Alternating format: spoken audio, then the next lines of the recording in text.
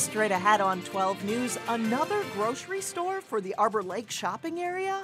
Maple Grove says not so fast. Then, what makes a leader? It's really being where you're at and leading in your place. You'll meet a North Hennepin leader who has reason to be proud. But first, the true cost of speeding tickets. They can be more costly depending on where you live. 12 News starts right now. Hello and thanks for joining us. Getting a speeding ticket is a costly matter, but some cities will cost you more than others. That's when you factor in insurance rate increases, which are often more painful than the fine. Driving 15 miles per hour over the speed limit in Minnesota will cost you about $145 on average. And as Delane Cleveland reports, the costs don't end there.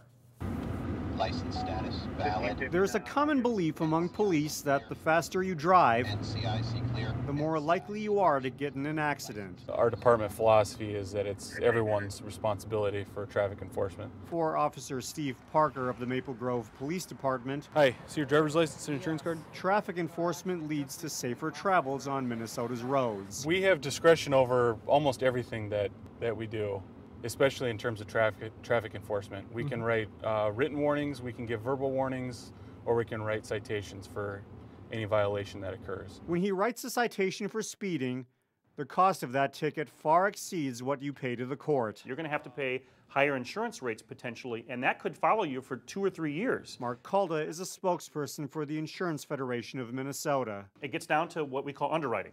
So in the insurance world, people pay insurance based on their risk. In other words, getting a speeding ticket makes you a higher risk driver, which increases your insurance costs. According to a new study by the website nerdwallet.com, the amount you pay depends on where you live.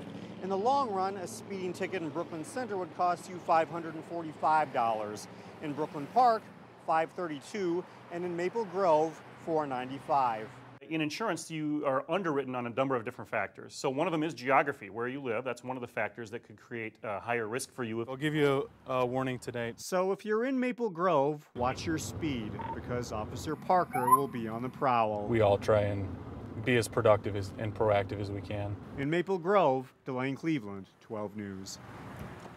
Insurance experts we spoke with say the nerdwallet.com study is flawed because they base their numbers off insurance quotes rather than actual premiums paid. But they do agree speeding tickets turn out much costlier than the actual fines. It's a little easier to get around Robbinsdale now that 42nd Avenue has been partially reopened. Part of the street was closed for more than a week while crews made repairs to an underground water main that burst last Thursday. Hennepin County reopened one lane in each direction between Highway 100 and County Road 81. It's unclear when the road will fully reopen. A Minneapolis man is now charged following several burglary reports Wednesday in Brooklyn Park. Alvin Whitfield Jr. is accused of felony burglary. In one case, a homeowner in the 7700 block of Modern Road heard someone leaving his house after 4 in the morning. The suspect ran after being confronted. A canine eventually tracked Whitfield down in a nearby wooded area.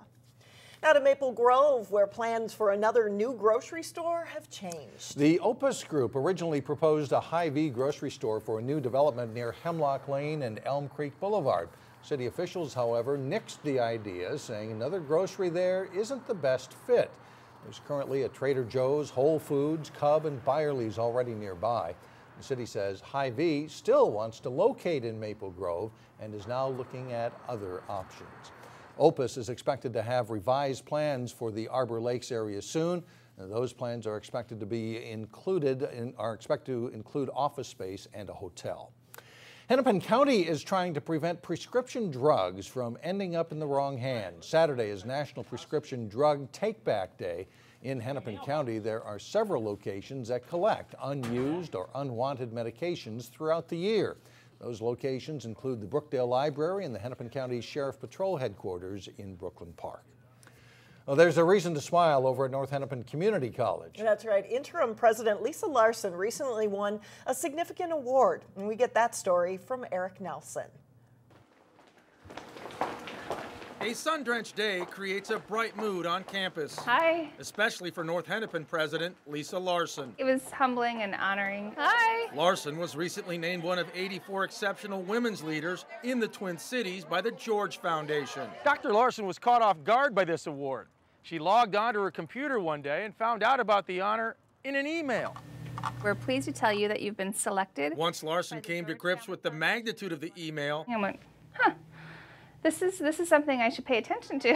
Hi. She quickly realized she was in prestigious company. The president for St. Thomas was also recognized, as well as Gustavus. And my counterpart, Dr. Cecilia Cervantes at Hennepin Tech, was also recognized.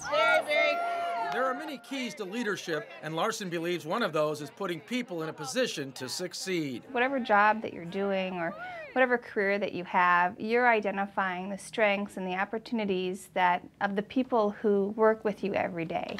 Larson is comfortable in her office. Well, thanks for being here. Yeah, all right. Enjoy. Or mingling on the North Hennepin campus. I'm Lisa. She learned her leadership style watching her father, Jack, work in South Dakota. He was very straight with people. He respected everybody that he worked with. He brought people along through difficult situations. Hello. And in the end, everybody won it. On the North Hennepin campus in Brooklyn Park. Hi. I'm Eric Nelson, Channel 12 News.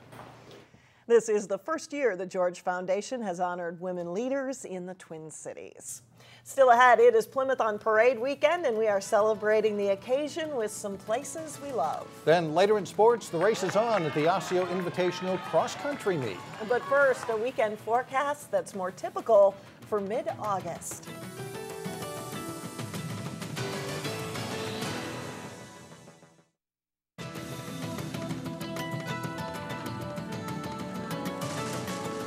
There's a good reason to dine out this weekend. Area restaurants are donating a portion of their proceeds to Meals on Wheels. The program provides meals for 140 seniors in Brooklyn Center, Brooklyn Park, and the Camden neighborhood of Minneapolis. The program is only partially funded by federal money. It counts on local fundraisers to make up the difference. Federal funds only cover about half the cost of running this program. So they cover a portion of the meals, but that doesn't include all of the kitchen equipment, the bags, the driving, all of that kind of stuff. It doesn't, and the administration of the program. So we're looking to try and bridge the gap with this Dine, Donate, and Deliver. On Sunday, you can eat at Sammy's Pizza, Fiesta Cancun, Wagner's Drive-In, or the 5-8 Bar and Grill to support the cause. On Monday, Sweet Basil in Brooklyn Park will also donate a portion of its proceeds. Well, this weekend is a chance for Plymouth to shine with its annual Plymouth on Parade celebration. So what makes Plymouth a great place to live? Who better to ask than those who live there? And a lot of trees and woods and that type of thing. Our home's up against the nature preserve and near Medicine Lake.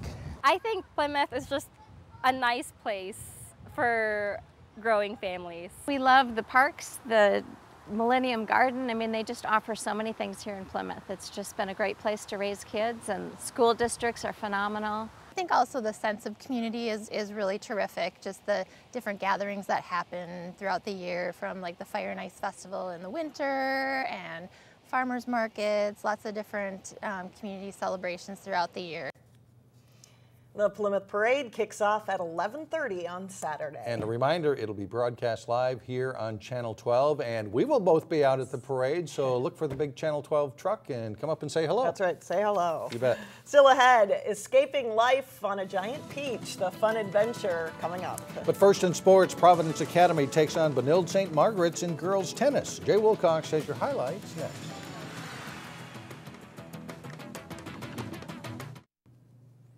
With sports, I'm Jay Wilcox. It's homecoming tonight at some of our local schools, including Osseo, where the Orioles will face Anoka. John Jacobson is there with a look ahead to a special ceremony going on at halftime. John?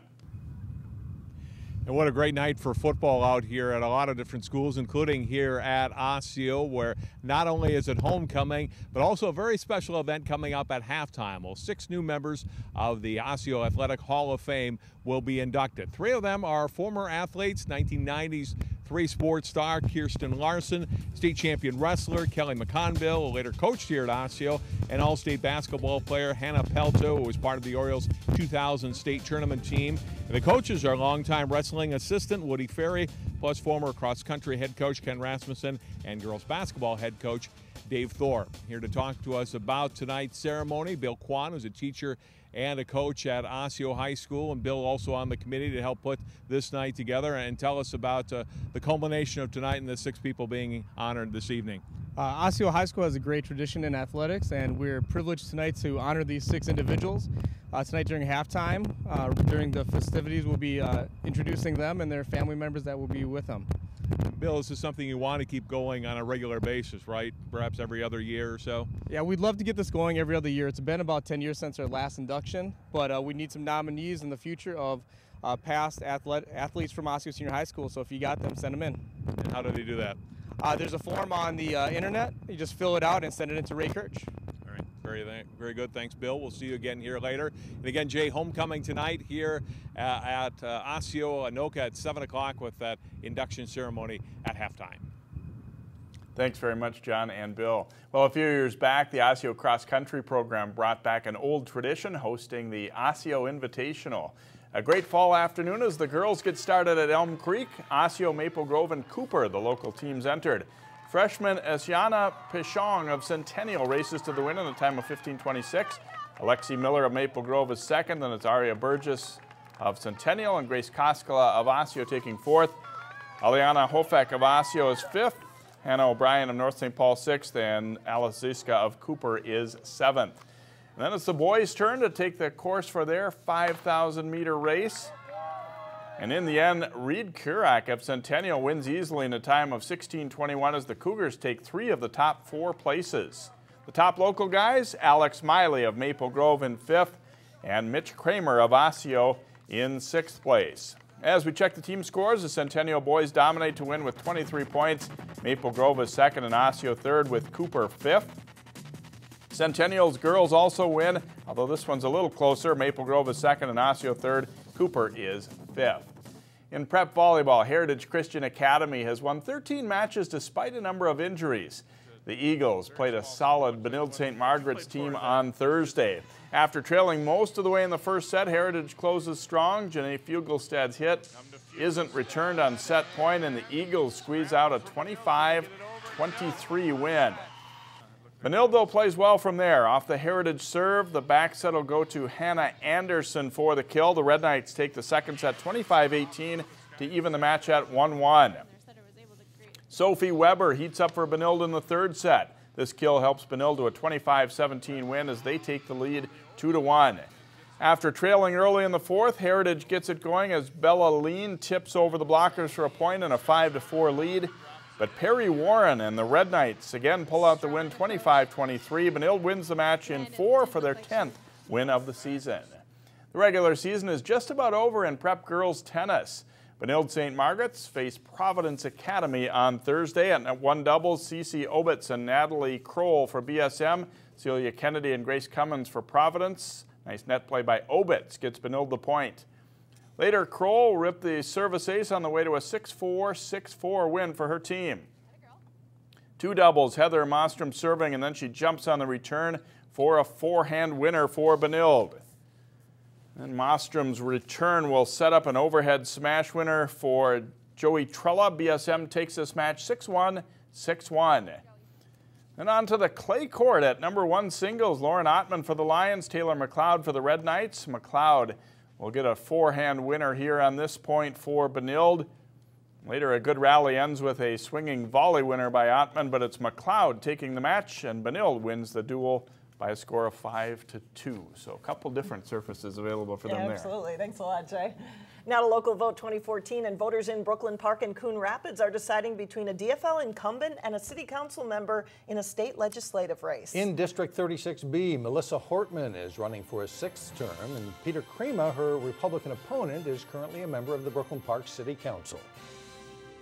Hi, my name is Melissa Hortman. I'm running for state representative in Brooklyn Park. Working together is the key to progress for Minnesota. We've seen great progress in the past 2 years. All-day, everyday kindergarten for all children, a college tuition freeze, an increase in the minimum wage, and a strengthened economy. We must continue to work to keep our middle class strong and our state headed in the right direction. We've done great things in Brooklyn Park with funding the completion of Highway 610 and building a strong economy. It takes a strong advocate to stand up for investment in our community, and I have been that strong advocate for Brooklyn Park. I hope you'll consider voting for me this fall, Melissa Hortman for State Representative 36B. Thank you. Hello, my name is Peter Crema, and I'm running for the Minnesota House, District 36B, representing portions of Brooklyn Park and Coon Rapids. I have lived and served as a volunteer in Brooklyn Park for over 17 years. I have served our community as a youth sports coach, parish council member, charter commission chair, and I'm on my second term as a city council member. I am running and seeking your support as I believe it is time for a change. We need to provide better opportunities for our children. We need to work to close the achievement gap, prioritize spending, eliminate wasteful spending, and reduce taxes. I thank you for your consideration and hopefully your vote on November 4th. And we'll be right back. Well, finally, what would it be like to leave your daily frustrations and escape on an adventure at sea on a giant peach? Neil Persley helps fill our imaginations in today's Weekend Showcase. Look at what? It's a peach. Yes, indeed, it's a peach. James and the Giant Peach, to be exact, as Stages Theatre brings to life the popular 1961 children's novel by British author Roald Dahl. The setting is 1930s England, where James, who's played by Theodore Emo, is a young boy living with his two very abrasive aunts. Cook our breakfast! In James's world of make-believe, his friends are the bugs and insects who take on characters all their own in his fantastic adventure aboard the Giant Peach. James is a character that's going through some hardship, and I think because of his imagination and his will and his willpower, he creates a world that is full of adventure and goodness and kindness, and he finds that in the insects around him. In the most unlikely of friendships, James comes to appreciate the curmudgeonly little earthworm. We may die in an earthquake or tremor. At one point in the show, James really gets Earthworm out of her shell, and Earthworm saves everyone. Behind the scenes, veteran costume designer Amy Kaufman created the stylized look of the characters. I really liked how the spider turned out. It was based on the surrealism of the time in the 1930s. And since autumn officially began this week, James and the Giant Peach is right on target for the season. And perfect for fall. I mean, it just, the set and the costumes, everything feels like a fall festival. For Weekend Showcase, I'm Neil Persley. James and the Giant Peach runs through October 19th at Stages Theatre in Hopkins. That does it for us. Have a good weekend.